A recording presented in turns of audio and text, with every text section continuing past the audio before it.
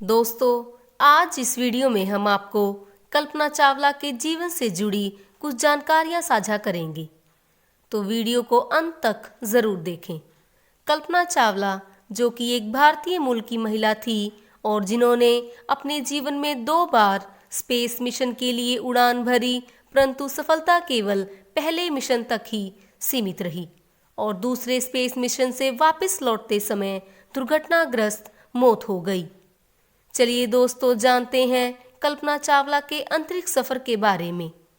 कल्पना चावला का जन्म 17 मार्च 1962 को हरियाणा के करनाल में हुआ था और कल्पना चावला अपने परिवार में सबसे छोटी सदस्य होने के साथ साथ एक आत्मविश्वासी लड़की भी थी। उन्होंने अपनी शुरुआती शिक्षा टैगोर बाल निकेतन सीनियर सेकेंडरी स्कूल से कंप्लीट की। उसके बाद 1976 में पंजाब इंजीनियरिंग कॉलेज से एरोनॉटिकल इंजीनियरिंग में ग्रेजुएशन की डिग्री हासिल की। उस समय एरोनॉटिकल इंजीनियरिंग करने वाली वे अकेली महिला थी। इसके बाद कल्पना चावला ने 1982 में अमेरिका का रुख कर लिया और 1982 में ही यूनिवर्सिटी ऑफ टेक्सास से एरोस्पेस इंजीनियरिंग में मास्टर्स की डिग्री प्राप्त की।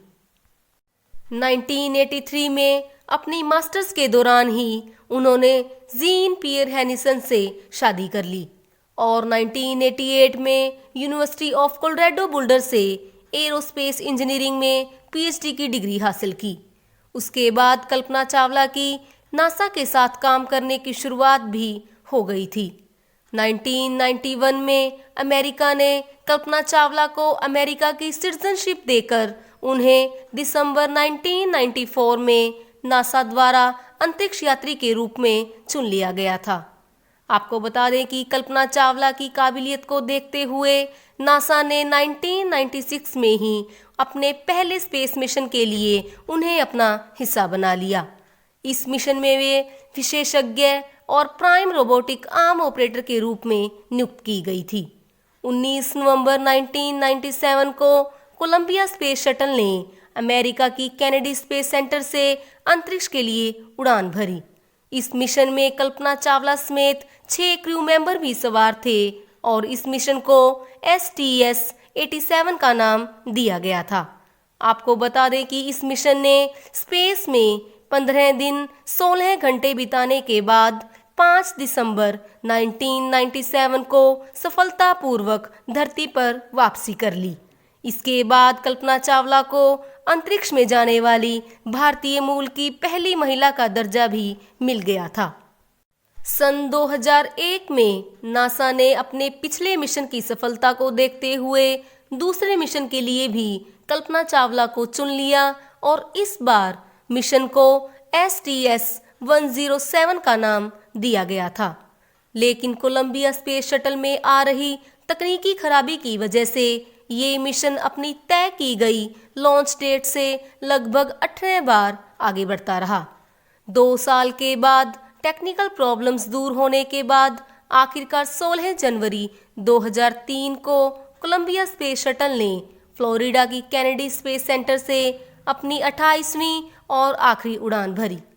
मिशन के दौरान 15 दिन 22 घंटे और 20 मिनट स्पेस में रहने के बाद 1 फरवरी 2003 को जब स्पेस शटल धरती की ओर बढ़ रहा था, तभी शटल में सवार सभी एस्ट्रोनॉट्स को एक झटका महसूस हुआ और सांस लेने में तकलीफ होने लगी।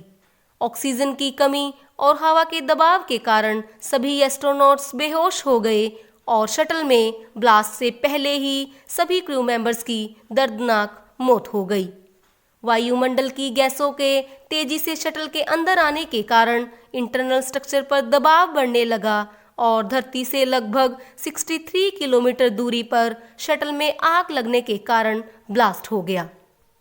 शुरुआती दौर में इस दुर्घटना की वजह क्रू मेंबर्स द्वारा की गई गलती को माना जा रहा था, लेकिन इन्वेस्टिगेशन के दौरान सच कुछ और ही निकला और इन्वेस्टिगेशन के मुताबिक जब कोलंबिया स्पेस शटल ने अपने रॉकेट के साथ उड़ान भरी थी, तभी उसकी एक्सटर्नल फ्यूल टैंक की बाहरी सतह पर लगाए गए एक इंसुलेशन फोम का टुकड़ा लगभग 800 किलोमीटर की रफ्तार से शटल्स की लेफ्ट विंग से टकरा जाता है, जिससे उस पर लगी रेनफोर्स्ड कार्बन यानी आरसीसी कोटिंग में लगभग 10 इंच जितना गहरा गड्ढा हो जाता है।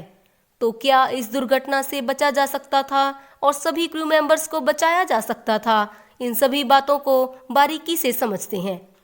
जिस स्पेस शटल में एस्ट्रोनॉट्स यात्रा करते हैं उसे स्पेस तक ले जाने के लिए रॉकेट का इस्तेमाल किया जाता है।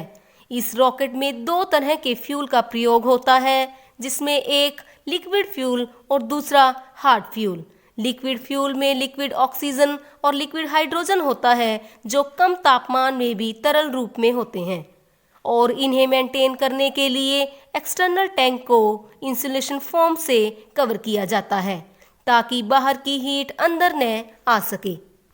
स्पेस शटल को रॉकेट टैंक से अटैच किया जाता है और इसी कारण इसमें हीट का खतरा भी बना रहता है। हीट से बचाव के लिए कोटिंग टाइल्स को स्पेस शटल के ऊपरी हिस्से में लगाया जाता है, जिन्हें व्हाइट टाइल्स भी कहा जाता है, और ये टाइल्स लगभग 1200 डिग्री सेल्सियस के तापमान से शटल को प्रोटेक्ट करती हैं। इसके निचले हिस्से में डार्क टाइल्स लगाई जाती हैं, जो इसे 2300 डिग्री सेल्सियस से बचाती हैं। स्पेस शटल के लॉन्च के समय इंसुलेशन फोम के एक टुकड़े ने लेफ्ट विंग से टकराने के कारण और उससे हुए लगभग 10 इंच गहरे गड्ढे ने स्पेस शटल को वापसी के दौरान दुर्घटना में बदल दिया था। इस हादसे के 10 साल बाद 17 जनवरी 2003 को कोलंबिया के प्रोग्राम मैनेजर वेन हेल ने बताया कि इस पूरी दुर्घटना का कारण लॉन्चिंग के दौरान इंसुलेशन फोम के एक टुकड़े को बताया गया है। लेकिन कुछ साइंटिस्ट ये दावा करते हैं कि नासा अपने क्रू मेंबर्स की आखिरी पलों की खुशियां नहीं छीनना चाहता था और इसी कारण नासा ने एस्ट्रोनॉट्स को आने वाली दुर्घटना की भनक तक नहीं लगने दी। तो दोस्तों, कल्पना चावला के अंतरिक्ष में योगदान को देखते हुए भारत सरकार द्वारा भी कुछ घोषणाएं की गई हैं। आइए उनके बारे में थोड़ी चर्चाएं करते हैं।